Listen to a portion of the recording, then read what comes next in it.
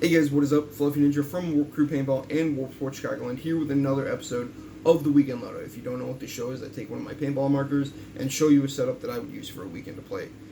This is, honestly, it's an oldie but a goodie. It is playing Pump. I haven't played Pump in a while.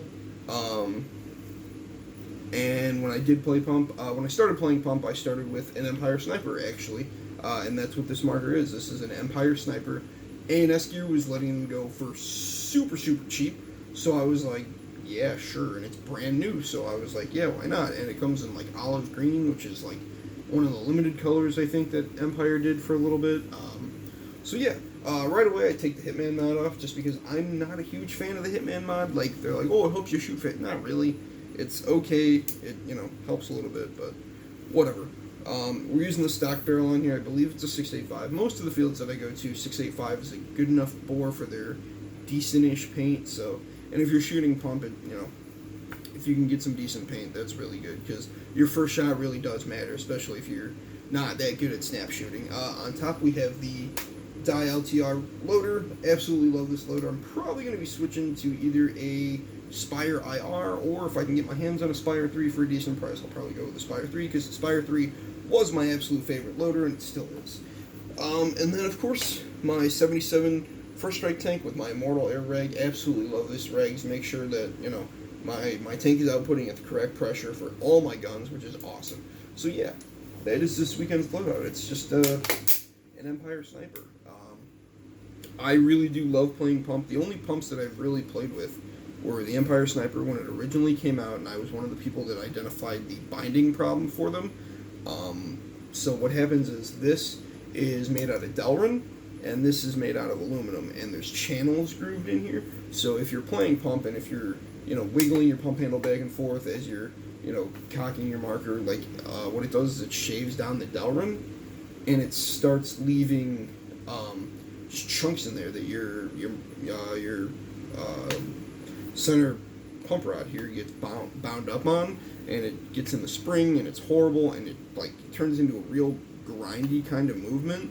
So we identified that, and we learned that just take some sandpaper, rolling it up, and then spinning it in there for maybe 5 minutes.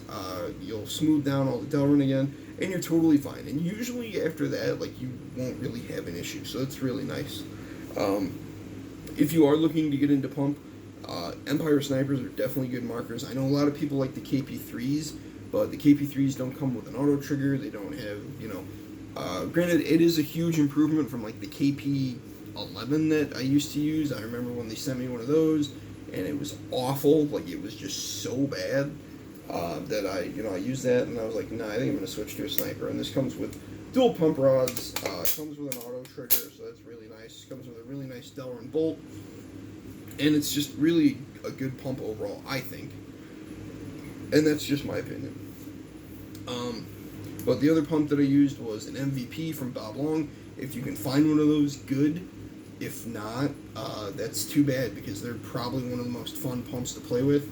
I would love to get my hands on one again, but used and beat to shit, they're going for $600. So, trying to find one for a decent price is ridiculous. And everyone at Field 1 is so focused on the phase for some reason. Got to hold it at NXL Chicago. I don't like it. I think there's nothing new or different about it, that they had to spend over 2 years in development, or however much time in development in 2 years with tape on it. There's nothing special about it, I think. I haven't really gotten to shoot one, but getting to hold it, getting to, have it in my hands, I was like, what makes this marker special than anything else? Is it going to come out and compete against, the G-Tech? And they're like, oh, no, it's going to be a high-end gun. I was like, then why do people want this?